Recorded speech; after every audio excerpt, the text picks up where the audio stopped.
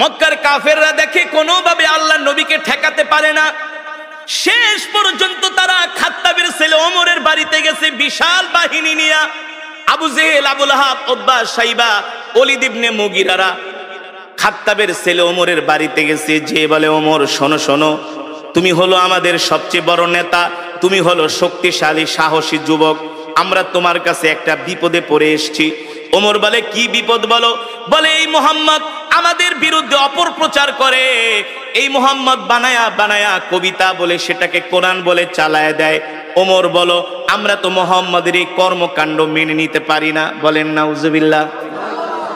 ওমর ছিলেন বুদ্ধিমান, জ্ঞানী। ওমর ছিলেন, এ কারণে একটা প্রবাদ বাক্য আছে, মূর্খ বন্ধুর চেয়ে জ্ঞানী শিক্ষিত শত্রুও ভালো। আবু জেহেল আগে ছিল শিক্ষিত, এখন হয়ে গেছে মূর্খ। কারণ ছিলেন আবাল হেকাম, হেকমতের অধিকারী, জ্ঞানের বাবা, এখন হয়ে গেছেন মূর্খের বাবা আবু জেহেল। এই মূর্খ শয়তান আইসা বলে, ওমর শোনো, মুহাম্মদ খুব ডিস্টার্ব করতেছি, মুহাম্মদকে তোমাকে ছাড়া কেউ দমাতে পারবে না, তোমাকে ছাড়া কেউ দমাতে পারবে না। ওমর বলে, বলো কি করা যায়? বলে, মুহাম্মদরে সাইজ করো। নাউজুবিল্লাহ বলবেন না?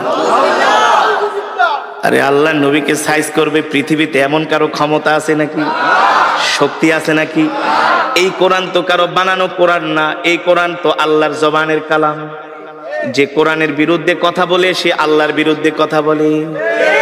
আর আল্লাহর জমিনে আল্লাহর নেয়ামত খায়া যে আল্লাহর কোরআনের বিরুদ্ধে কথা বলে, তার অপমান ছাড়া, লাঞ্ছনা ছাড়া কোনো উপায় নাই। আছে? এবার ওমর বলে, বলো আমি কি করতে পারি? আবু জেহেল বলে, ডাইরেক্ট অ্যাকশন, মুহাম্মদরে শেষ করে দাও। আরো জোরে বলেন নাউজুবিল্লাহ। মুহাম্মদরে মক্কা থেকে বের করে দাও। ওমর বলে, ঠিক আছে, নেতার দায়িত্ব দিছেন, আমি চিন্তা ভাবনা করি কি করা যায়। হেদায়েতের মালিক কি? হেদায়েতের মালিক আল্লাহ, হেদায়েতের মালিক আল্লাহ। হযরত ওমর বলে, ঠিক আছে, আমি চিন্তা করে দেখি মুহাম্মদকে কি করা যায়। হযরত ওমরের মন খারাপ, চিন্তা করতেছে কি করা যায়। আবু জেহেলের কথা শুনবে, আবু জেহেলের কথা শুনে কি আল্লাহ নবীকে অপমান করবে না কি করবে? হযরত ওমর চিন্তায় পড়ে গেলেন। তিনি মনে মনে সিদ্ধান্ত নিলেন, মূর্খ আবু জেহেলের কথা শুনে আল্লাহর নবীর সাথে বেয়াদবি করা ঠিক হবে না। তিনি শিক্ষিত মানুষ, মনে মনে ভাবতেছে, একটা কাজ করি, আগে যাই আমি নিজের চোখে মুহাম্মদকে একটু অবজারভেশন করি, আমি নিজে যে একটু মুহাম্মদকে দেখি, গতিবিধি লক্ষ্য করি, তার সাথে কথা বলি। কারণ একটা মানুষকে শুধু শুধু না যাই না শুই না তার গায়ে হাত দেওয়া, তাকে অপমান করা, এটা মূর্খতা ছাড়া আর কিছুই না। ঠিক কিনা বলে? দেখবেন মূর্খ মানুষ যদি শোনে চিলে কান নিয়ে গেছে, কানের দিকে না তাকায় চিলের পিছনে দৌড়ায়। এমন কিছু স্বভাবের মানুষ সমাজে আছে কি আছে না? ঠিক মক্কার কিছু মূর্খ মানুষরা এই স্বভাবের ছিল। ওমর ছিলেন বুদ্ধিমান, বলে, না না না, আবু জেহেলের কথায় কান দেওয়া যাবে না। আগে আমি মুহাম্মদকে যে নিজের চোখে দেখি, তার সাথে কথা বলি, তারপরে দেখি কি করা যায়। আল্লাহর নবী বাইতুল্লাহ নামাজ পড়তেছেন। হযরত ওমর বিকাল বেলা ঘুটঘুটে অন্ধকার, মাগরিবের সময় না, ওমর মনে মনে চিন্তা করে, সূর্যের আলোতে গেলে আবার মানুষজন দেখবে, মানুষজন দেখা বলবে, ওমর তুমি কি যে মুহাম্মদের সাথে মিলে গেছো। এই কারণে ওমর বলে, আমি মাগরিবের সময় বের হলাম, ঘুটঘুটে অন্ধকার, ঘুটঘুটে অন্ধকার। হযরত ওমর মাগরিবের সময় অন্ধকারে বের হলেন। আস্তে আস্তে করে হাঁটতে হাঁটতে তিনি বাইতুল্লাহর চত্বরে গেলেন, যেটা কাবা শরীফ।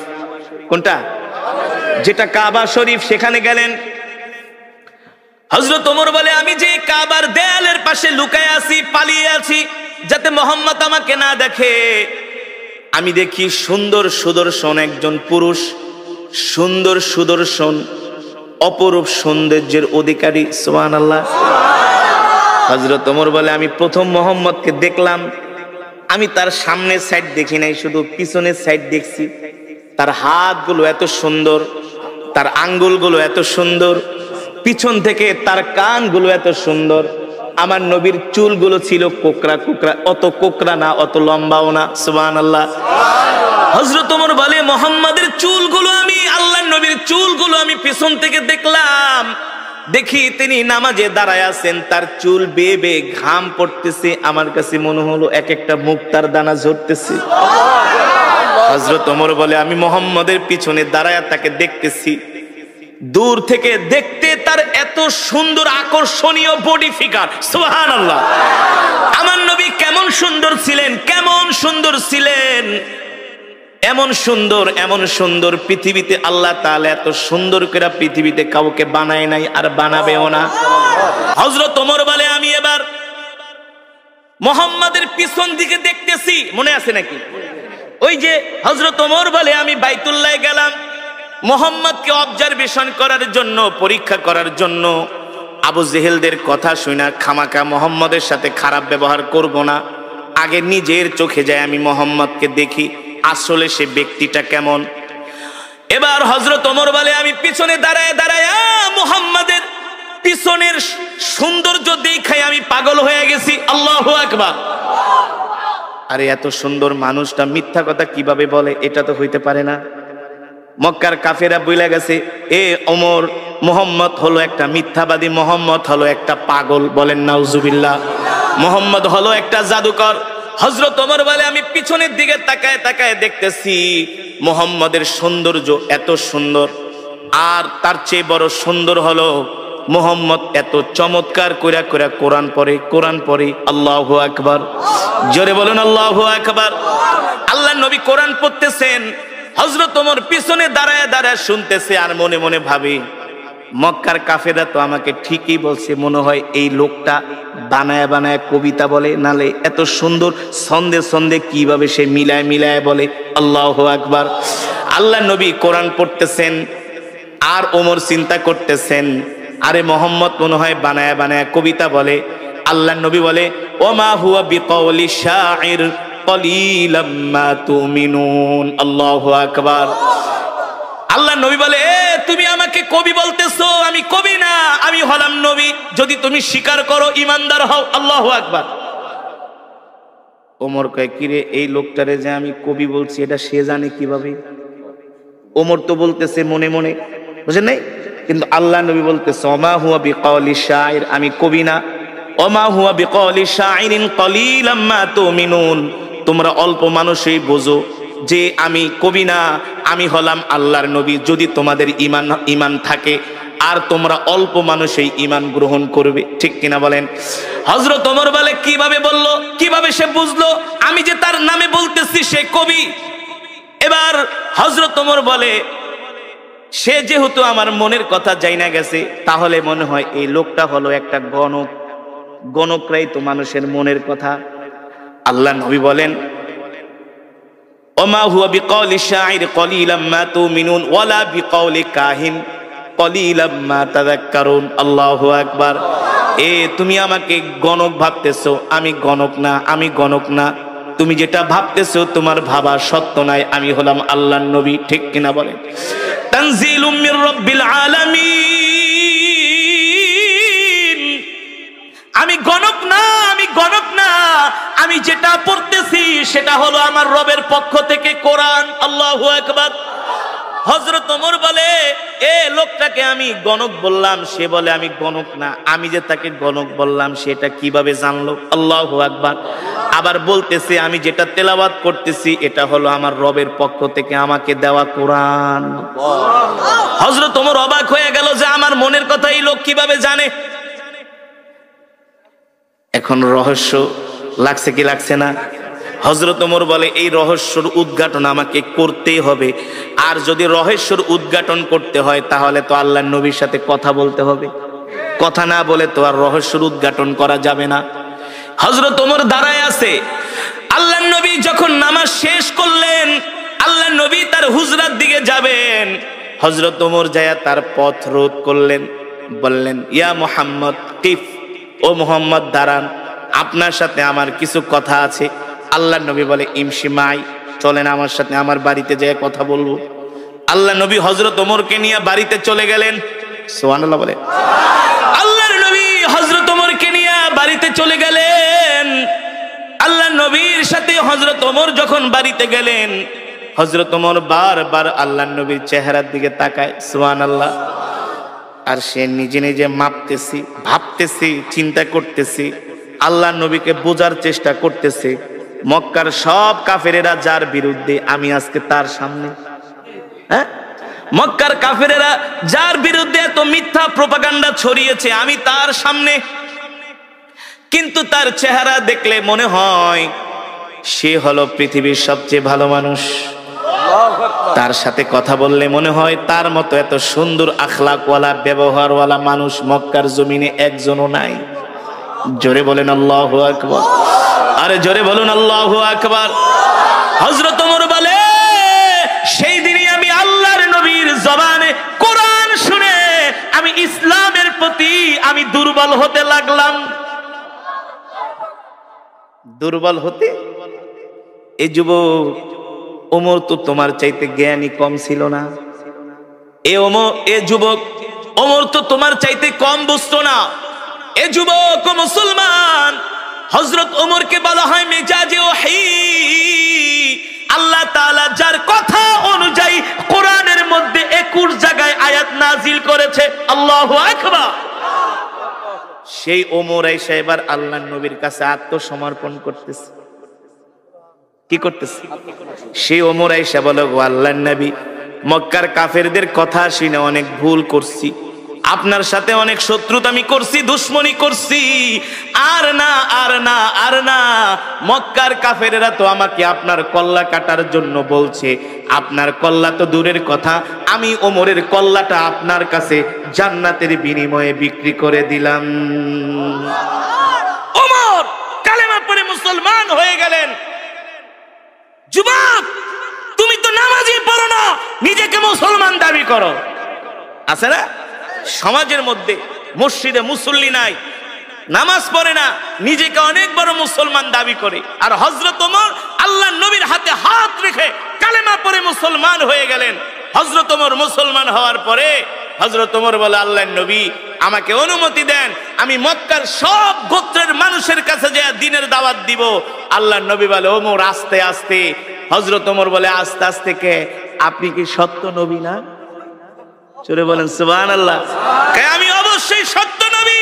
বলে, আপনি যদি সত্য নবী হয়ে থাকেন, আজ থেকে আমি ওমর ঘোষণা দিলাম, আমার জান, আমার মাল, আমার সম্পদ সব আমি আল্লাহর রাস্তায় দিয়ে দিলাম। আমি আপনার হয়ে গেলাম, আমি আপনার হয়ে গেলাম। ওগো নবী, আমি আপনার হয়ে গেলাম, আমার সব কিছু আল্লাহর রাস্তায় দিয়ে দিলাম। আপনি আমাকে অনুমতি দেন, আমি মক্কার সব কাফেরদের কাছে যায় দ্বীনের দাওয়াত দিব। হযরত ওমরের ঈমান চলে আসছে, পাওয়ার হয়ে গেছে, ঈমানের পাওয়ার।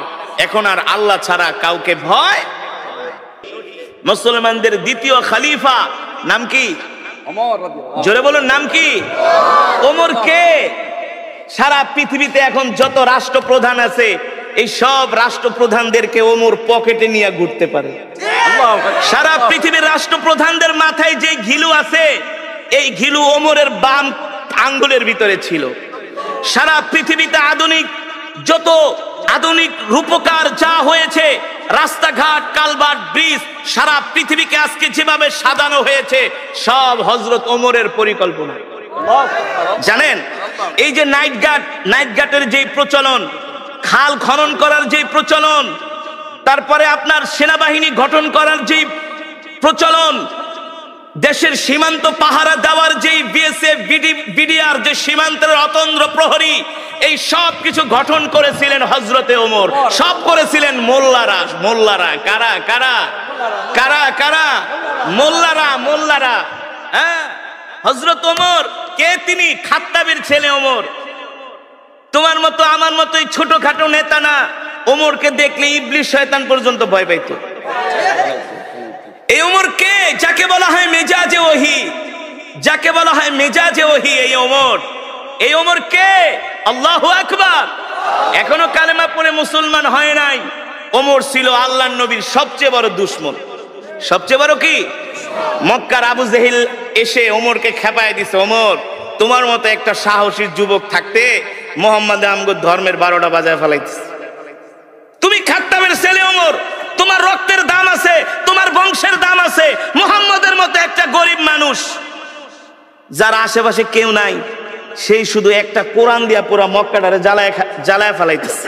এটা ওদের ভাষা, ওদের ভাষা। মুহাম্মদ রে থামাও, মুহাম্মদ রে দমাও, মুহাম্মদকে সামনে বাড়াইতে দিও না।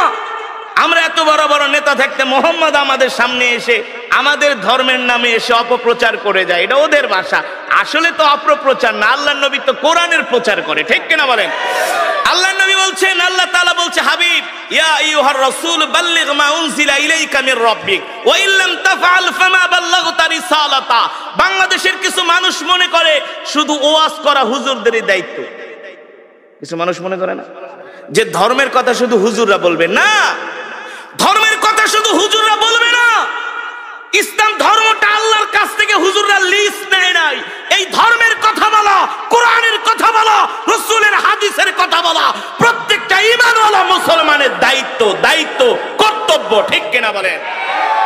আপনি একটা কলেজের, আপনি একটা স্কুলের প্রিন্সিপাল, আপনার দায়িত্ব হলো আপনি আপনার ছাত্রদেরকে কোরআনের কথা বলবেন, তাদেরকে দ্বীনের কথা বলবেন। আপনি একটা কলেজের অধ্যাপক, আপনি একটা কলেজের ভিসি, আপনি একটা ভার্সিটির ভিসি, আপনার দায়িত্ব হলো আপনি আপনার ছাত্রদেরকে দ্বীনের কথাগুলো বলবেন। আপনি দেশের প্রধানমন্ত্রী, আপনি রাষ্ট্রপতি, আপনি এমপি, আপনি মন্ত্রী, আপনি চেয়ারম্যান, আপনি মেম্বার, আপনি সমাজের অনেক বড় নেতা, আপনারও দায়িত্ব হলো কোরআনের কথা বলা, ঠিক কিনা বলেন? ঠিক না? এখন তো কিছু সাধারণ মানুষ মনে করে শুধু হুজুররাই বলবে, সব হুজুরদেরই কাজ। না, প্রত্যেকটা মুসলমানকে আল্লাহ তাআলা দুনিয়ার জমিনে কেন পাঠিয়েছেন? আল্লাহ তাআলা প্রত্যেকটা মুসলমানকে দুনিয়ার জমিনে পাঠিয়েছেন তার দ্বীনের দাওয়াত দেওয়ার জন্য, ঠিক কিনা বলেন? আল্লাহর নবী, আল্লাহ তাআলা তার উপর কোরআন নাজিল করলেন আর বললেন, ইয়া আইয়ুহার রাসূল বাল্লিগ মা উনজিলা ইলাইকা মির রাব্বিক ওয়া ইল্লাম তাফআল ফামা বাল্লাগতা রিসালাতা ওয়াল্লাহু ইয়াসিমুকা মিনান নাস ইন্নাল্লাহা লা ইয়াহদিল কওমাল ফাসিকিন। আল্লাহ রাব্বুল আলামিন বলেন, নবী, আমি আল্লাহ আপনার উপর যেই কোরআন নাজিল করেছি, এই কোরআন নিয়ে শুধু আপনি ঘরে বসে থাকবেন না। এই কোরআন শুধু আপনাকে একা তেলাওয়াত করার জন্য নাজিল করা হয় নাই। এই কোরআন শুধু বাবা মারা যাবে 40 দিন পরে 10 জন ইমাম দাওয়াত দিয়া গরু কেটে 40টা খাওয়াবে আর খতম পড়াবে, এই কারণে আল্লাহ কোরআন দেয় নাই। বছরে 1 মাস শুধু রমজান মাসে খতমে তারাবি পড়বেন আর হুজুরদেরকে দাওয়াত দিয়ে 1 খতম কোরআন পড়াইবেন। আল্লাহ শুধু এই কারণে কোরআন দেয় নাই। এই কোরআন এত সস্তা কোরআন না, এই কোরআন এত সস্তা জিনিস না। পৃথিবীর ইহুদি খ্রিস্টানরা সব কিতাবের মধ্যে তারা 2 নাম্বারই করেছে, হাত দিয়েছে, কিন্তু আল্লাহর কোরআনে এখনো হাত দিতে পারে নাই। কথা বলেন না কেন? তা বোঝেন না কেন? এটা এত সস্তা কোরআন না যে কোরআনের তেলাওয়াত শুনলে পাথরের মতো হৃদয়টা মোমের মতো গলে যায়, ঠিক না? আল্লাহ তাআলা বলে, হাবিব, আপনাকে যে কোরআন দেওয়া হয়েছে, এই কোরআন দিয়ে আপনি মক্কার জমিনে কাফেরদেরকে দাওয়াত দেন। এই কথা শুধু আল্লাহ তাআলা তার নবীকে একা বলেন নাই, এই কথা আমাকেও বলা হয়েছে, আপনাকেও বলা হয়েছে। এই মাহফিলে যত যুবক আছেন সবার উপরে এই কোরআনের দাওয়াত দেওয়ার দায়িত্ব একা শুধু আমার উপরে না, শুধু আলেমদের উপরে না, প্রত্যেকটা কলেজ, ইউনিভার্সিটি, স্কুল থেকে শুরু করে যত সরকারি কর্মকর্তা আছে, বেসরকারি কর্মকর্তা আছে, সবার দায়িত্ব হলো আল্লাহর কোরআনের কথা বলা, আল্লাহর কোরআনের দাওয়াত দেওয়া, ঠিক কিনা বলেন? আল্লাহ তাআলা তার হাবিবকে ডাক দিয়ে বলে, হাবিব, আপনি কোরআনের কথা বলে যান। আল্লাহর নবী আল্লাহর নির্দেশ পায়া ঘরে বসে থাকেন নাই, কোরআনের দাওয়াত দেওয়ার জন্য ঘর থেকে বের হয়ে গেছি। আল্লাহর নবী আবু জেহেলকে ডাক দিয়া বলে, চাচা, আমি আল্লাহর নবী, আল্লাহ আমাকে হেদায়েত দিয়ে মক্কার জমিনে পাঠাইছে। ও আবু জেহেল, চাচা, আপনি কালেমা পড়া মুসলমান হয়ে যান। আবু জেহেল বলে, মোহাম্মদ, তুমি নিজে বানায় বানায় কবিতা বলো আর কোরআন বইলা চালায় দাও, তোমার মতো মিথ্যাবাদীকে আমি নবী মানতে পারবো না। বলেন নাউজুবিল্লাহ।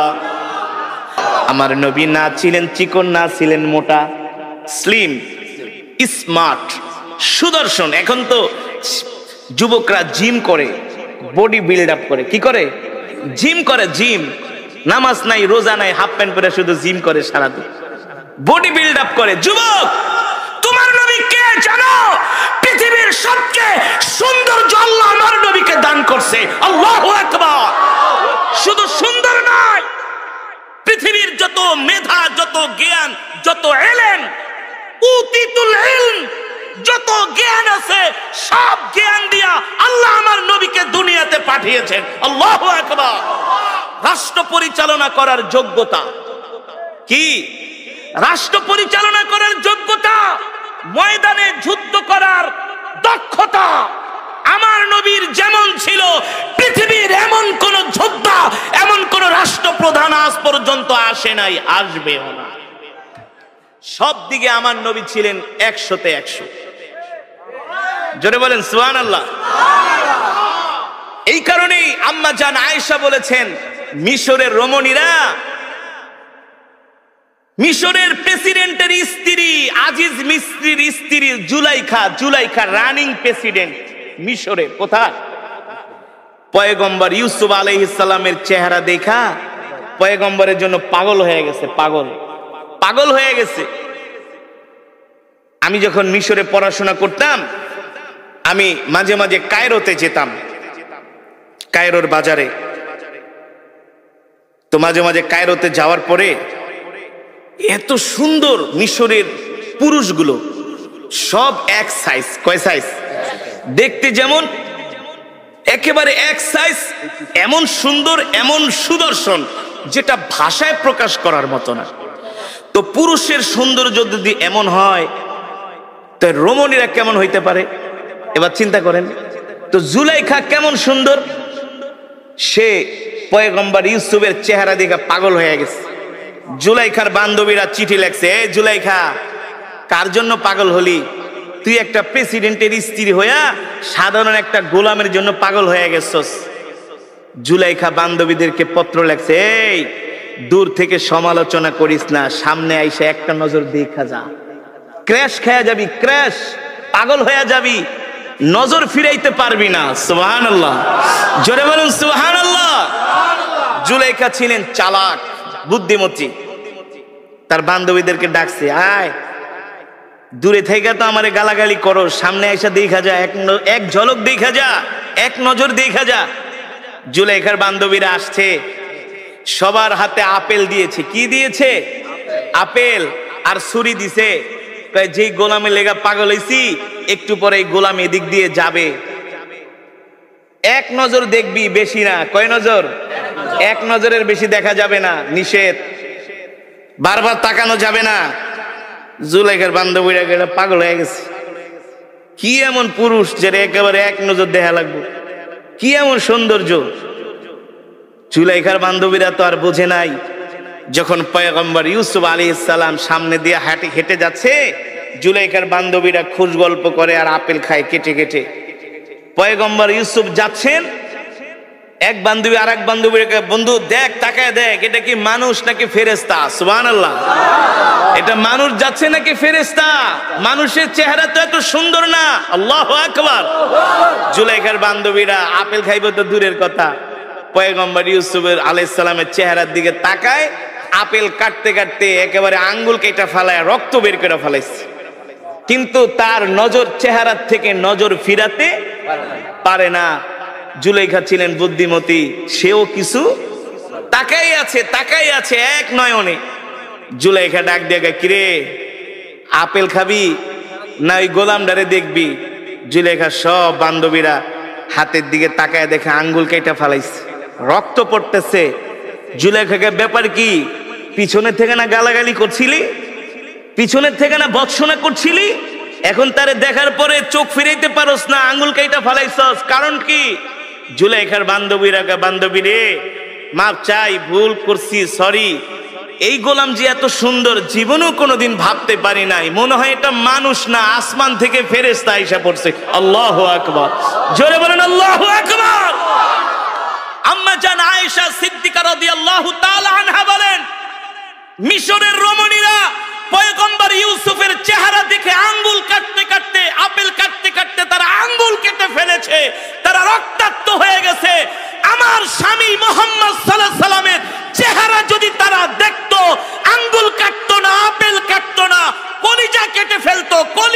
কলিজা, তারপরে আল্লাহর নবীর চেহারা থেকে নজর ফিরাতে পারতো না। আল্লাহু আকবার। এমন সুন্দর চেহারা আল্লাহ আমার নবীকে দান করছে। আমার নবী যেটা করছেন সেটাই ফ্যাশন। সেটাই কি ফ্যাশন। আমার নবী যে স্টাইলে চুল কেটেছেন সুন্নত তরিকা, বাংলাদেশের আর্মিরা সেভাবে চুল কাটে। কারা? আর্মিরা চুল কাটে। আমি মিশরে গিয়ে থাইল্যান্ডে গিয়েছিলাম একটা প্রোগ্রামে। থাইল্যান্ডের রাজধানী ইয়ালা থেকে 800 কিলোমিটার দূরে, যেখানে 75% মুসলমান। প্রতি মহরম মাসে সেখানে একটা প্রোগ্রাম হয়। সারা পৃথিবী থেকে তারা আন্তর্জাতিক যারা কারি সাহেব আছে তাদেরকে দাওয়াত দিয়ে দিয়ে তারা মহরম মাস 10 তারিখ আছে না, তারা প্রোগ্রাম করে। সেই থাইল্যান্ডের মুসলমানরা প্রত্যেকটা থাই মুসলিম ছেলেদের চুল দেখি ছোট ছোট। আর যখন ব্যাংককে আসি এক একটার চুলে দেখি ডেঙ্গুরের বাসা, বল্লার বাসা, পাখির বাসা, হ্যাঁ হনুমানের মতো দেখা যায়। তো আমি থাইল্যান্ডের মুসলিম যুবকদেরকে জিজ্ঞেস করলাম, তোমরা এইভাবে চুল কাটো কেন? সবাই দেখি এক সাইজ চুল। বলে এটা হলো নবী মুহাম্মদ সাল্লাল্লাহু আলাইহি সাল্লামের সুন্নাহ। জোরে বলেন সুবহানাল্লাহ। এখনকার যুবকরা তো স্টাইল করে, কি করে? মেসির স্টাইলে চুল কাটে, নেইমারের স্টাইলে চুল কাটে, নেইমারকে অনুসরণ করে।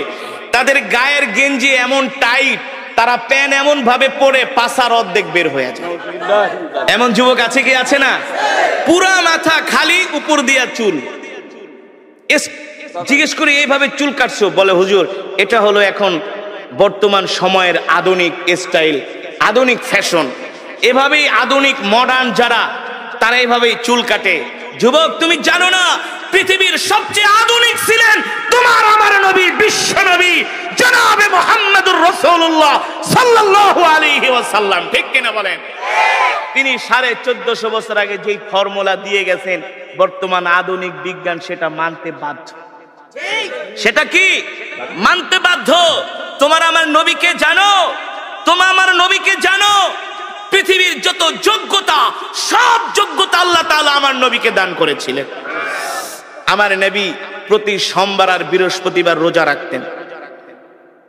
আপনি এখন ডাক্তারের কাছে যান, আপনাকে তারা বলবে যদি সুস্থ থাকতে চান তাহলে ফাস্টিং করেন। ফাস্টিং যাকে বলে কিটো ডায়েট, মানে আপনি বেশি বেশি না খায়া থাকবেন। কি করবেন? না খেয়ে থাকবেন। ডাক্তারের কাছে যান, ডাক্তার বলবে এই বেশি পেট ভরে খায়েন না, তাইলে রোগ হবে। 3 ভাগ খান, 1 ভাগ খালি রাখেন। 3 ভাগ খান, 1 ভাগ খালি রাখেন। আপনি দেখবেন যদি প্রচুর পরিমাণে খাওয়া দাওয়া করেন, আপনার কাছে একটা অস্বস্তি লাগবে। না পারেন হাঁটতে, না পারবেন বইতে, না পারবেন ঘুমাইতে। আর 3 ভাগ খান, 1 ভাগ খালি রাখেন, দেখবেন শরীরটা কত সুস্থ লাগে। ঠিক কিনা বলেন? যেটাকে বলা হয় ফাস্টিং। এর উদ্ভাবন কে করেছে? এই ডায়েট কন্ট্রোল কে শিখিয়েছে? আমার নবী, আপনার নবী জনাবে মুহাম্মদুর রাসূলুল্লাহ সাল্লাল্লাহু আলাইহি ওয়াসাল্লাম। ঠিক কিনা বলেন? জাপানের ডাক্তাররা বলে বেশি বেশি ফাস্টিং করো, বেশি বেশি না খায়া থাকো, বেশি বেশি রোজা রাখো, রোজা রাখলে তুমি সুস্থ থাকবা। এই ফর্মুলা তো কে শিখিয়েছেন? আল্লাহর নবী শিখিয়েছেন। বর্তমানে এখন দাঁতের ডাক্তারদের কাছে গেলে প্রচুর টাকা দিতে হয়। ঠিক কিনা বলেন? প্রচুর টাকা দিতে হয়। আমি থাইল্যান্ডে গিয়েছি, ব্যাংককে একটা ডক্টরের কাছে। তিনি আমার দাঁতগুলো চেক করলেন। থাইল্যান্ডের রাজধানী ব্যাংকক, একেবারে ব্যাংককের পাশেই সুকুম্বিত একটা জায়গা আছে সেখানে। আর থাইল্যান্ড হলো পৃথিবীর সবচেয়ে চিকিৎসার দিক থেকে বর্তমানে 5 নম্বরে আছে পুরা পৃথিবীতে, অল পৃথিবীতে, স্বাস্থ্যের দিক থেকে, চিকিৎসার দিক থেকে। তো আমাকে এক ভক্ত বলে, হুজুর থাইল্যান্ডে আইছেন, আমাদের দেশের শিল্পপতিরা তো আসে থাইল্যান্ডে ডাক্তার দেখাইতে, তা আপনি যেহেতু আইছেন একটু ডাক্তার দেখাইবেন নাকি? আমি বলি ভাই এত টাকা পয়সা তো আমার নাই। টাকা চিন্তা করেন কে, সব আমি দিব, আপনি শুধু ডাক্তার দেখান। আমি যে মসজিদে জুমা পড়ে, গাজীপুর শ্রীপুরে একটা মসজিদ, আমার মসজিদের যিনি সভাপতি হাজার হাজার কোটি টাকার মালিক, তো সে শুনছে আমি থাইল্যান্ডে গেছি। হুজুর আপনি যতদিন থাকেন থাইল্যান্ডে আমার হোটেল আছে, আপনার জন্য হোটেল ভাড়া, খাওয়া দাওয়া সব ফ্রি। ফোন দিয়ে আগে হুজুর কোনো চিকিৎসা করবেন কিনা, তাহলে করে আসেন, সব পেমেন্ট আমি করে দেবো। তো চিন্তা করলাম আমার দাঁতে একটু সমস্যা, দাঁতটা থাইল্যান্ডে দেখা যায়, থাইল্যান্ডের দাঁতের চিকিৎসা খুব ভালো। তো আমি একটা ডেন্টালিস্টের কাছে গেলাম। তা আমি তো আর থাই ভাষা বুঝি না, ইংলিশ বলতে পারি, ওরা ইংলিশটাও ততটা বোঝে না। কিন্তু প্রত্যেকটা ভালো ভালো হসপিটালে এক এক দেশের ভাষা ট্রান্সলেট করার জন্য এক এক দেশের লোক থাকে। যেমন আমাদের অনেক বাঙালি থাইল্যান্ডের হসপিটালে আছে, আমি যেটা বাংলায় বলবো সে সেটা ডক্টরকে থাই ভাষায় অথবা ইংলিশ ভাষায় তাকে বুঝিয়ে দিবে। তো তিনি আমার দাঁত দেখা চেক করলেন, এক্স রে করলেন। এক্স রে করার পরে ডাক্তার বলতেছে, তোমার ওই বাঙালিকে ডাক দিয়া কয়ে, এটা কেঠার তোদের দেশের? উনি বলতেছেন উনি হচ্ছে রিলিজিয়ান পার্সন, অর্থাৎ আমাদের ধর্মগুরু। মানে আমরা বলি না হুজুর, ইংলিশে বলে যে রিলিজিয়ান পার্সন, ধর্মগুরু, ধর্ম চর্চা করে, ওনাকে যেভাবে হোক বুঝাচ্ছে। পরে বলতেছে যে ওর দাঁত তো কোনো সমস্যা নেই, খুব ভালো আছে। পরে ডাক্তারটা বলল কি যে আচ্ছা আমি বুঝলাম না, তোমাদের যত মুসলমান আমার কাছে আসে, যত পেশেন্ট যাদের দাড়ি আছে, টুপি আছে, এমন যাদেরকে আমি আজ পর্যন্ত দাঁত চেক করছি, 100-র মধ্যে বলে আমি 90টাই ভালো পাইছি, 90টারই ভালো পাইছি। তো সে আমাকে হাসে হাসে একা, হুজুর একটা মজার ঘটনা ঘটছে। কি বলে, ডাক্তার আপনার দাঁতটা চেক আপ করে বলতেছে আপনার দাঁত খুব ভালো আছে। বলে আপনাদের মতো মানুষদের নাকি দাঁত যত চেক করে, থাইল্যান্ড মুসলিম হোক, থাইল্যান্ডের হুজুর যারা আছে সবার, বলে সবার দাঁত ভালো, কারণটা কি? পরে আমি বলি ভাই, এর রহস্য হলো আমি প্রতিদিন 5 ওয়াক্ত নামাজে 5 বার, কয়বার? 5 বার মেসওয়াক করি। যখন থেকে রসুলের হাদিস পড়েছি, যখন থেকে বুঝ হয়েছে, তখন থেকে এই মেসওয়াক ছেড়ে দেই নাই। রসুলের হাদিস, আপনি যদি এই মেসওয়াক করেন আপনার পেটের কোনো রোগ থাকবে না, লিভারের কোনো রোগ থাকবে না, স্টোমাকে আপনার কোনো রোগ থাকবে না। মেসওয়াক করার কারণে আপনার লিভার, আপনার পিত্ত, আপনার পেটের মধ্যে আরো যত মেশিন আছে, পার্টস আছে, এই মেসওয়াক করার কারণে আল্লাহ তাআলা আপনার পেটটাকে ভালো রাখবেন, সুস্থ রাখবেন। মোট কথা আপনার পেটের কোনো রোগ হবে না। এটা হলো দুনিয়ার উপকার। আখিরাতের উপকার কি? যে মেসওয়াক করবে আল্লাহ তাআলা ইন্তেকালের সাথে সাথে তাকে বিনা হিসাবে জান্নাত দিয়ে দিবে। এই মেসওয়াক করার 70টার উপরে উপকার আছে। মেসওয়াকের 70টার উপরে উপকারিতা, 70টা এই মেসওয়াক আল্লাহর নবী কয়, আমি যেভাবে মেসওয়াক করি, আমার সাহাবীরা যেভাবে মেসওয়াক করতেছে না, আল্লাহ তাআলা মেসওয়াক করা আমার উম্মতের উপর ফরজ করে দেয়। বুঝতে পেরেছেন? এই কথাগুলো কেন বললাম? এই কথাগুলো বলার কারণ হলো আজকে আমরা পৃথিবীর জমিনে অনেক হীনমন্যতায় ভুগি, হতাশায় ভুগি যে আমরা মুসলমানরা শেষ হয়ে গেছি। আল্লাহর নবী বলে, না না না, ও উম্মত, তোমরা আমাকে অনুকরণ করো। আমি নবী হলাম তোমাদের জন্য আদর্শ, তোমরা আমাদের আদর্শে আদর্শবান হও। তোমরা আমার সুন্নতগুলো মানো, তোমরা আমার সুন্নতগুলো চর্চা করো। তোমাদের ঘরের মধ্যে, সমাজের মধ্যে আমার সুন্নতগুলো তোমরা জিন্দা করে দাও। দেখবা তোমাদের ঘরগুলো জান্নাতের টুকরায় পরিণত হয়ে গেছে। ঠিক কিনা বলেন? পায় না। আজকে তো আমরা গরু খাওয়া মুসলমানে পরিণত হয়ে গেছি। আমরা নিজেকে মুসলমান দাবি করি, অথচ আল্লাহর কোরআন আমরা পড়তে জানি না। আমরা নিজেকে মুসলমান দাবি করি, কোরআন বিশুদ্ধভাবে তেলাওয়াত করতে জানি না। অথচ তলাবুল ইলমি ফরিদাতুন আলা কুল্লি মুসলিম, প্রত্যেকটা মুসলমানের উপরে কোরআন শিক্ষা করা হলো ফরজ। এই কোরআনের তেলাওয়াত শুনে ওমর কালেমা পড়ে মুসলমান হয়ে গেছে। বলে, আমি যেই দিন আল্লাহর নবীর জবানে বাইতুল্লাহ কোরআন শুনেছি, সেই দিন থেকে আমি ইসলামের প্রতি দুর্বল হয়ে গেছি। ইসলাম আমার হৃদয় জয় করেছে এই কোরআনের তেলাওয়াত শুনে। সেই কোরআনই তো আমি আপনাদের সামনে তেলাওয়াত করলাম। দুঃখের বিষয়, আমাদের সমাজের মেজরিটি পার্সেন্ট মানুষ কোরআন পড়তে জানে না। 60-70 বছর হয়ে গেছে, 10টা সূরা মুখস্থ করতে পারে না। ঠিক কিনা বলুন? বিশুদ্ধভাবে পড়তে পারে না। অথচ আমরা নিজেকে অনেক বড় ইমানদার দাবি করি, অনেক বড় ইমানওয়ালা দাবি করি। নামাজ ভঙ্গের কারণ 19টি। কয়টি? তার মধ্যে একটা অন্যতম কারণ হলো নামাজে অশুদ্ধ পড়া। নামাজে অশুদ্ধ পড়া। আমরা আমাদের সন্তানরা কোরআন শিখছে কিনা সেই দিকে খবর নেই না। ইংরেজি শিক্ষক রাখি সন্তানের জন্য মাসে 5,000 টাকা বেতন দিয়া। কথা বলেন। ইংরেজি শিক্ষক রাখি 5,000 টাকা বেতন দিয়া, গণিতের শিক্ষক রাখি 6,000 টাকা বেতন দিয়া, ছেলেকে বাংলায় অনার্স করাই, ইংলিশে অনার্স করাই, মাস্টার্স করাই, ডক্টরেট করাই, পিএইচডি করাই। আর কোরআন শিখানোর জন্য মসজিদের মুয়াজ্জিনকে জায়গা, হুজুর আমার ছেলেরে পড়াইবেন?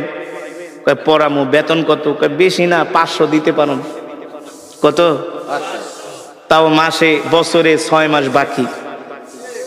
কথা কন। নিজেও কোরআন পড়তে পারে না, সন্তানকেও কোরআন শিখায় নাই। অথচ রাসূলের সাহাবীরা কেমন ছিলেন জানেন? তারা আল্লাহর নবীর কাছে আয়েশা কোরআন নিয়ে বসে থাকতেন। কোরআন এখনো সেই ধারাবাহিকতা চালু আছে। মসজিদে নববীর প্রতিটা পিলারে পিলারে কিন্তু কোরআনের মক্তব। পুরো মসজিদে নববীতে 1200-এর উপরে মক্তব আছে। মক্তব এখন তো বাংলাদেশে মক্তব বন্ধই হয়ে গেছে। আগে ছোটবেলায় দেখতাম ফজরের পরে ইমাম সাহেব ঘোষণা করতো, এই মক্তবের ছাত্র ছাত্রীরা তাড়াতাড়ি করে মক্তবে আসো। ঠিক না? ইমাম সাহেবের কাছে যে আগে আমরা কায়দা পড়তাম, সিপারা পড়তাম, কোরআন শরীফ পড়তাম। বাড়িতে আসার সময় 10 মিনিট জোরে জোরে সূরা মুখস্থ করে সালাম শিখাইতো, যে বাড়িতে যায় আগে মা বাবাকে সালাম দিবা। আজকে আমরা আমাদের সন্তানদেরকে কোরআন শিখাই না, দিন শিখাই না, নিজেও শিখি না, সন্তানদেরকেও শিখাই না। এই কারণে আমাদের সন্তানগুলো দিন দিন নষ্ট হয়ে যাচ্ছে। হচ্ছে না? 6-7 এর ছেলেরা এখন ওপেনলি রাস্তায় দাঁড়ায় সিগারেট খায়। 8 এর ছেলেরা সিগারেট খায়। ইন্টারের ছেলেদের পকেটে এখন সিগারেটের প্যাকেট থাকে, গাঞ্জার প্যাকেট থাকে। ঠিক কিনা বলেন? বানিয়ে বলছি। 6-7 এর পোলাপান সিগারেট খায়। এই সিগারেট খাও কাকে? আপনার বাপের টাকা দিয়ে খাই? আপনার বাবার টাকা দিয়ে খাই? আপনি বলার কে? আমার বাবার টাকা দিয়ে আমি সিগারেট খাই। আস্তাগফিরুল্লাহ। আমার সন্তানগুলো এমন বেয়াদব কিভাবে হলো? কারণ কি? আমরা তাদেরকে ধর্মীয় শিক্ষা দিচ্ছি না, দ্বীনি শিক্ষা দিচ্ছি না। আগে তো দরকার ছিল সন্তানদেরকে দ্বীনি শিক্ষা দেওয়া। কথা বলেন। রাগ করতেছেন? আজকে স্কুল কলেজে কি হচ্ছে? ধর্মীয় শিক্ষা তো নাই, ধর্মীয় শিক্ষা নাই। আমি বানিয়ে বলছি। এই যে কোরআন আমি পড়লাম, আমাদের সন্তানরা 10টা সূরা মুখস্থ পড়তে পারে না। উচিত তো ছিল আমাদের সন্তানদেরকে আগে কোরআন শিখানো, দ্বীন শিখানো। অবশ্যই অবশ্যই আমার সন্তান কলেজে পড়বে, ইউনিভার্সিটিতে পড়বে, আমার সন্তান ডাক্তার হবে, ইঞ্জিনিয়ার হবে, বড় ব্যবসায়ী হবে, বড় নেতা হবে। এটা আমার গর্ব, এটা আমার গর্ব। কিন্তু কোরআন না শিখলে তো আমার সন্তান সব শিক্ষা পরে আমার সন্তান বিপদগামী হয়ে যাবে, দ্বীন হারা হয়ে যাবে, ইসলাম হারা হয়ে যাবে। এ কারণেই তো ওই দিনকে দেখলাম টেলিভিশনের মধ্যে অনেক অভিভাবক কান্না করে বলতেছে, আমরা স্কুল কলেজের এই কারিকুলাম শিক্ষা ব্যবস্থা চাই না। বলে কেন? বলে এই শিক্ষা ব্যবস্থার মধ্যে শিখার মতো কিছুই নাই। ঠিক বানায় বলছি? বলুন আমি বানিয়ে বলছি। এই কথাগুলো কেন বললাম? আমাদের সন্তানদেরকে যদি ধর্মীয় শিক্ষা দেওয়া না হয়, এই কোরআন যদি না শেখানো হয়, আর 1, 2, 3 যুগ পরে দেখবেন যে জেনারেশন গুলো আসবে, আপনি মসজিদ বানাইবেন কিন্তু মুসল্লি পাইবেন না। আপনি মসজিদ বানাইবেন, টাইলস লাগাইবেন, এসি লাগাবেন, মসজিদের 300 হাত দূরে বসে আপনার ছেলেরা চায়ের দোকানে বাংলা সিনেমা দেখবে আর গাঁজা খাবে। এখন তো সেটাই হচ্ছে। কথা বলেন। সেটা হচ্ছে। মসজিদ পাকা হচ্ছে, মসজিদ সুন্দর হচ্ছে, কিন্তু মুসল্লি নাই। আছে? আমি চাঁদপুর এক মাহফিলে গেছি, মতলব, চাঁদপুর মতলব, মায়া চৌধুরীর এলাকা। মায়া চৌধুরীর এলাকা 50 ডেক খিচুড়ি রান্না করছে। আমি ইমাম সাহেবের কই, মাশাআল্লাহ আপনার এলাকা তো সব ধর্মভীরু মুসলমান। কয় হুজুর বোঝেন না, 50 ডেক খিচুড়ি আনছি কি এমনি নাকি? আমি কই মাশাআল্লাহ। মানুষ 20-30 হাজার। কয় হুজুর বেশি না, 40 বছর ধরে ওয়াজ করাই, সব ওয়াজ শুনতে আয়া পড়ে। আমি বলি লোকজন? কয় সব আমগো এলাকার আশেপাশে, ম্যাক্সিমাম এলাকার সমাজের 2-4 গ্রাম দূরে, আর বেশিরভাগ আমাদের এলাকারই, সব ঢাকায় ঢুকায় থাকে, সব আয়া পড়ছে। হ্যাঁ, তো ভালো কথা। খুব ধার্মিক, খুব ধার্মিক, খুব ওয়াজ শোনে হুজুর। আপনি 3 ঘন্টা ওয়াজ করলো একজন লোক উঠবো না, যত ওয়াজ করবেন। আর একটা হুজুর এমন কেরাত পড়বেন, মাইক মুখ ফাড়া লাইবেন, আর একটা হুজুর এমন ওয়াজ করবেন একবারে যাতে মানুষ ঘরের থেকে দূরে আয়া পড়ে। মাশাআল্লাহ। আমি কই তাহলে ইমাম সাহেব ওয়াজে তো অনেক লোক হয়, আপনি বললেন আপনার সমাজের মানুষ খুব ধার্মিক, মাশাআল্লাহ, তো মসজিদের কি অবস্থা? আপনি দেখেন না কত বড় মসজিদ, টাইলস মাইলস, গ্রামের ভিতরে এসি লাগাইছি, বুঝেন না? তো ফজরের নামাজের কি অবস্থা? কোন নামাজের? কোন নামাজের? কয় হুজুর কি বলবো, দুঃখের কথা, অনেক দুঃখের কথা। এতক্ষণ তো পুরা ফাল পারছে, খিচুড়ি খাওয়া, এই করায় সেই করায়। হুজুর কি কমু? হ্যাঁ হুজুর কি কমু, খাই 80 করে, 80 ঘর পর্যন্ত, বুঝেন নাই? খাই 80 ঘরে, মানে 80 বাড়ির থেকে বাটিতে ইমাম সাহেবকে খাবার পাঠায়, তো ভালোই খান। হ্যাঁ খুব মহব্বত করে। তো মুসল্লি হুজুর ফজরের নামাজে 8 জন মুসল্লিও হয় না। জুমার নামাজে হুজুর উজুখানেও জায়গা দেওয়া যায় না, মাঠ ঘাট সব বইরা যায়। তো জুমার নামাজে যদি জায়গা দেওয়া না যায়, ওয়াজ মাহফিলে যদি 50 ডেক খিচুড়ি রান্দে খাওয়ান, তো ফজরের নামাজে 8 জন মুসল্লিকে, কারণ কি? কারণ কি? এখন আর ইমাম সাহেব কথা বলে না। আমি বলি শোনেন, রসুলের হাদিস, মানুষ যখন ধর্ম শিক্ষা থেকে দূরে সরে যাবে, আস্তে আস্তে করে ধর্ম শিক্ষা থেকে যখন দূরে সরে যাবে, দিন থেকে যখন দূরে সরে যাবে, তখন তাদের অন্তরটা পাথরের মতো শক্ত হয়ে যায়। তখন আর তাদের কাছে ইবাদত মজা লাগে না। ওয়াজে মানুষ আসে যে হুজুরে কেমনে টান দেয়, কেমনে সুর দেয়, একটু দেখাই, হাসায় না, কাদায় না, লাফায়, বুঝলেন নাই? রং ঢং দেখতে আসে। কিন্তু মানুষ যদি এই দিন না শিখে, কোরআন না শিখে, তাহলে আস্তে আস্তে করে 1 2 3 4 যুগ পরে এই মুসলমানগুলো ঈমান হারা হয়ে যায়, ঈমান হারা হয়ে যায়। এই কারণে আমাদের সন্তানদেরকে দিন শিখাতে হবে, নিজেও কোরআন শিখতে হবে, সন্তানদেরকেও কোরআন শিখাতে হবে। হযরত ওমর এই কোরআনের পাগল হইয়াই তিনি কালেমা পড়ে মুসলমান হয়ে গেছে, এই কোরআনের পাগল হইয়া, কোরআন শুনা। এই কারণে আমি আপনাদের হাতে ধরি, পায়ে পড়ি। আজকে আমাদের স্কুল কলেজের সন্তানগুলো নষ্ট হয়ে যাচ্ছে, কারণ ধর্মীয় শিক্ষা তাদের মাঝে নাই। আগে আমাদেরকে ধর্মীয় শিক্ষা তাদেরকে দিতে হবে, ঠিক কিনা বলেন? 1 2 বছর 3 বছর আগে তাদেরকে কোরআন শিখাতে হবে, দিন শিখাতে হবে, আদব কায়দা শিখাতে হবে, ভদ্রতা শিখাতে হবে, সভ্যতা শিখাতে হবে। এগুলো ধর্ম শিক্ষা ছাড়া বিকল্প কোনো পথ নাই। এ কারণে আপনারা রাগ করবেন না, আমাদের সন্তানদেরকে অবশ্যই আমরা স্কুল কলেজে পড়াবো, কিন্তু আগে আমরা ধর্মীয় শিক্ষাটা দিব, ঠিক কিনা বলেন? রসুলের শিক্ষা দিব, ওহির শিক্ষা দিব। তাহলে আমার সন্তান ডাক্তার ইঞ্জিনিয়ার হলেও কখনো আমার সন্তান বিপদগামী হবে না, বিপদগামী হবে না। অনেক অভিভাবক আয়সা বলে, হুজুর একটা তাবিজ দেন। কি হয়েছে? আমার সন্তান একেবারে গাঁজা নেশা করতে করতে অ্যাডিক্টেড হয়ে গেছে, গাঁজা নেশার প্রতি এতটা অ্যাডিক্টেড হয়েছে, নষ্ট হয়ে গেছে। হুজুর কিছু তাবিজ টাবিজ দেন, পানি পড়া দেন। আমি বলি, ভাই তাবিজ কেন? আমার এই বাইকটাও যদি তাবিজ বানায় খাওয়ান, কোনো লাভ হবে না। আগে দরকার ছিল আপনার সন্তানকে ধর্মীয় শিক্ষা দেওয়া, কোরআন শিক্ষা দেওয়া, ঠিক কিনা বলেন? এ কারণে আমি যে কোরআনের তেলাওয়াত করলাম, কোরআন থেকে বয়ান করলাম, এর মূল মেসেজ কি? আমরা নিজেরাও কোরআন শিখবো, সন্তানদেরকেও কোরআন শিখাবো। রাজি আছেন ইনশাআল্লাহ? রাজি আছেন ইনশাআল্লাহ? আমরা কে কে নিজেরাও কোরআন শিখবো, সন্তানদের কোরআন শিখাবো? হাত উঠে আল্লাহকে দেখান। লিল্লাহে তাকবীর, লিল্লাহে তাকবীর। আল্লাহ কবুল করুন, বলি আমিন। হাত নামান দিয়ে বলতে হবে, আমাদের হায়াতের মালিক কে? আমাদের রিজিকের মালিক কে?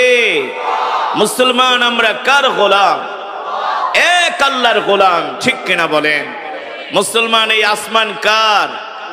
জমিন কার? কোরআনে আছে কি আছে না? আল্লাহ তাআলা বলছেন, আলা লাহুল খালক ওয়াল আমর তাবারাকাল্লাহু রাব্বুল আলামিন। আমার নবী যখন মক্কার জমিনে এই কোরআনের দাওয়াত দিতেন, এই কোরআনের তেলাওয়াত করতেন, এই কোরআনের কথা বলতেন, আবু জেহেল, আবু লাহাব, উতবা, শাইবা, ওলীদ ইবনে মুগিরারা আল্লাহর নবীর কোরআনের তেলাওয়াতের বিরুদ্ধে তারা দাঁড়িয়েছিল। তারা কোরআনের তেলাওয়াতকে পছন্দ করত না।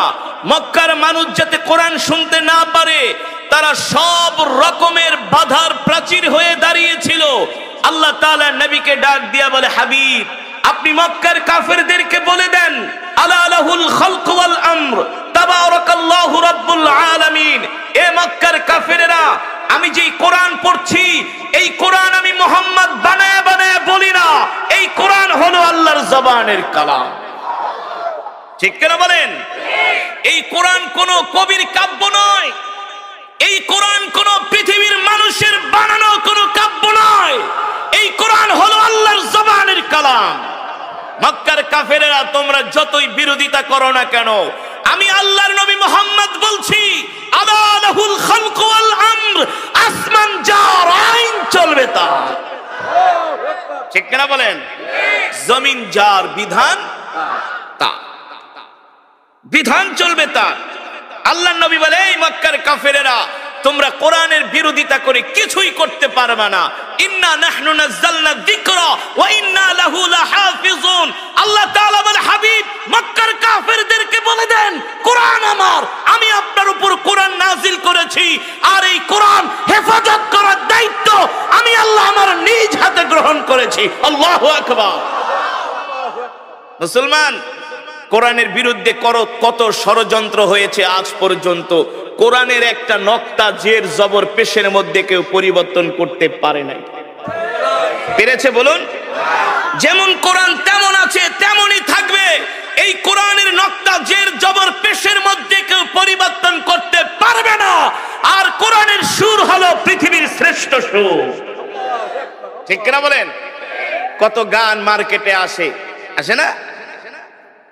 কাইটা যায়, সিরা যায়, ফাইটা যায়, লয়া যায়, নাকি? কত নতুন নতুন গানের সুর আসে। যুবকরা নতুন নতুন শুই না এক একটা মাতাল হয়ে যায়।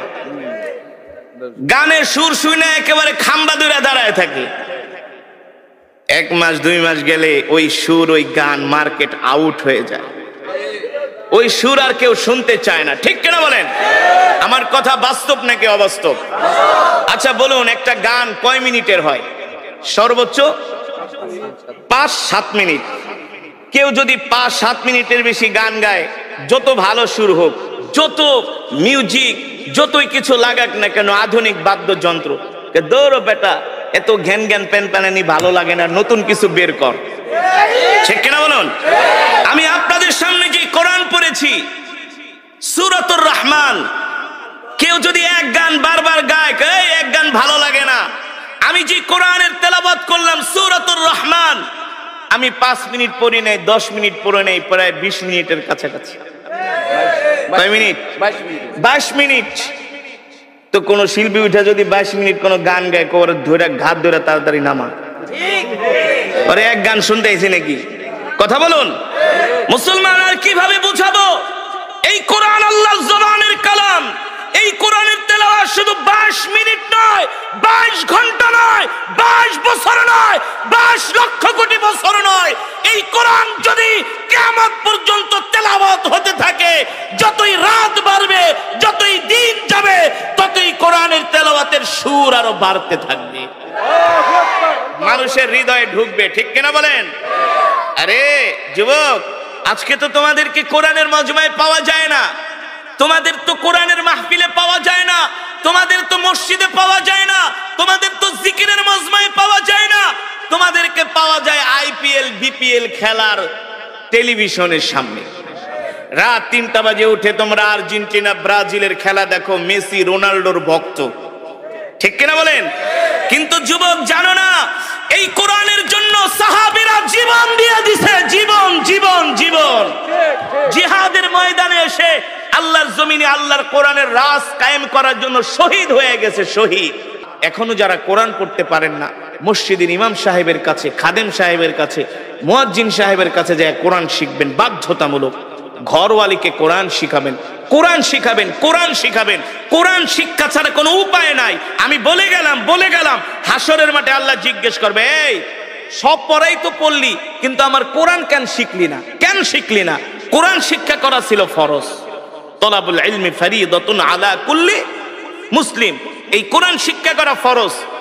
রাসূলের হাদিস ডাক্তার ইঞ্জিনিয়ার হওয়া ফরজ না, এটা দুনিয়াবি, এটা লাগবে, এটা হতে হবে, কিন্তু বাধ্যতামূলক কোরআন শিখতেই হবে। ঠিক কিনা বলেন?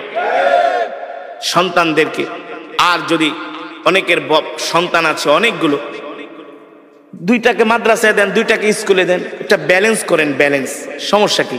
সন্তানদেরকে আলেম বানান, হাফেজ বানান, সবগুলারে জেনারেল শিক্ষিত বানায়েন না। দুই সন্তানদের একটা মাদ্রাসায় পড়ান। আপনি ইন্তেকাল করলে আপনার কবরের পাশে যায় সূরা ইয়াসিন তেলাওয়াত করবে, আপনার জন্য দোয়া করবে। বুলেটের গুলি মিট যাবে সন্তানের দোয়া। আপনি মসজিদ থেকে ইমাম সাহেব ভাড়া করে নিয়ে দোয়া করাইবেন, আর আপনার সন্তান যদি আপনার জন্য দোয়া করে, দুইজনের দোয়া কোনোদিনই এক। আপনার সন্তান তো আপনার জন্য দোয়া করার সময় তার বুকটা ফেটে যাবে, ফেটে যাবে যে আমার বাবা শুয়ে আছে। আর ইমাম সাহেব যতই বুজুর্গ হোক, তাড়াতাড়ি করে দোয়া করে, নাহলে একটু বেশি করুক, করার পরে হাদিয়া নিয়ে চলে যাবে। আর সন্তান প্রতিদিন আপনার জন্য সূরা ইয়াসিন পড়ে দোয়া করবে, অটো অটো নেক আপনার কবরে যাবে। এই কারণে সন্তানদেরকে কলেজ ইউনিভার্সিটিতেও পড়াবেন, মাদ্রাসায়ও পড়ায়েন, আলেম বানায়েন। দুইজন আমি অনেক জায়গায় দেখেছি, ভাই জজ, ভাই অনেক বড় ব্যারিস্টার, কিন্তু আরেক ভাই আলেম। ওই আলেম হওয়ার কারণে, একজনে আলেম হওয়ার কারণে আরো দুই তিনজন তার সোহবতে থাকতে থাকতে আলহামদুলিল্লাহ ধার্মিক হয়ে গেছে। ব্যালেন্স করেন, ব্যালেন্স। সবগুলারে শুধু স্কুল কলেজে পড়ায়েন না, দু একটারে মাদ্রাসায়ও পড়ান, আল্লাহর কাছে দোয়া করেন। আলেম হওয়া এত সোজা না। এই ওহির জ্ঞান আল্লাহ সবাইকে দেয় না, সবাইকে দেয় না। কত ছাত্ররা মাদ্রাসায় ভর্তি করায় কিন্তু ঝইরা যায়, ঝইরা যায়, আছে না? ঝরে যায়। সন্তানদেরকে আলেম বানান, এটাই হলো সবচেয়ে বড় বিনিয়োগ, ইনভেস্ট। এই ইনভেস্টটা করে যান, এটাই থাকবে। মেয়ে সন্তান হলে মহিলা মাদ্রাসায় পড়ে আলেমা বানান, হাফেজা বানান। তার গর্ভ থেকে জন্ম নেবে মোহাম্মদুল্লাহ হাফেজ, তার গর্ভ থেকে জন্ম নেবে হাজী শরীয়তুল্লাহ। ঠিক কিনা বলেন? তার গর্ভ থেকে জন্ম নেবে জগৎ বিখ্যাত আলেম। এ কারণে আপনাদের হাতে ধরি, পায়ে পড়ি, 5টা ওয়াক্ত নামাজ জামাতের সাথে পড়বেন, আর কোরআন তেলাওয়াত করবেন, সকাল সন্ধ্যা কোরআন পড়বেন, সকাল সন্ধ্যা কোরআন শিখবেন, সকাল সন্ধ্যা জিকির করবেন। রাজি আছেন ইনশাআল্লাহ? রাজি আছেন ইনশাআল্লাহ? আর মিথ্যা কথা বলবেন না, মানুষকে কষ্ট দিবেন না, মানুষের হক নষ্ট করবেন না, মানুষের সাথে খারাপ আচরণ করবেন না। আমরা মানুষের সাথে সুন্দর আচরণ করব, সুন্দর ব্যবহার করব। আমরা সবচেয়ে সমাজের ভালো ভদ্র মানুষ হওয়ার চেষ্টা করব, যাতে আমার ইন্তেকালের পরে সমাজের মানুষগুলো বলে, আহ, একটা ভালো মানুষ মারা গিয়েছেন। ঠিক কিনা বলেন? আল্লাহ তাআলা আমাদের এমন আল্লাহর পেয়ারা বান্দা হওয়ার তৌফিক দান করুন, বলি আমিন। আজকে যে কোরআনুল কারীমের তেলাওয়াত আমরা শুনলাম, বয়ান শুনলাম, এই কোরআন যেন আমরা সকলেই শিখতে পারি, এই কোরআন অনুযায়ী যেন আমরা চলতে পারি, আমাদের জীবনটাকে সাজাতে পারি। আল্লাহ তাআলা আমাদের সকলকে কবুল করুন, বলি আমিন। আর সাবধান, নামাজ ছেড়ে দিবেন না। রাত 12টা 1টা পর্যন্ত ওয়াজ শুনবেন, ফজরের নামাজ যদি না পড়েন, এই ওয়াজ শুনে কোনো লাভ নাই। 50 বছর ওয়াজ আর একটা ফজরের নামাজ তার চাইতে উত্তম। বুঝতে পেরেছেন? বুঝতে পেরেছেন? ফজরের নামাজটা জামাতের সাথে আদায় করবেন ইনশাআল্লাহ।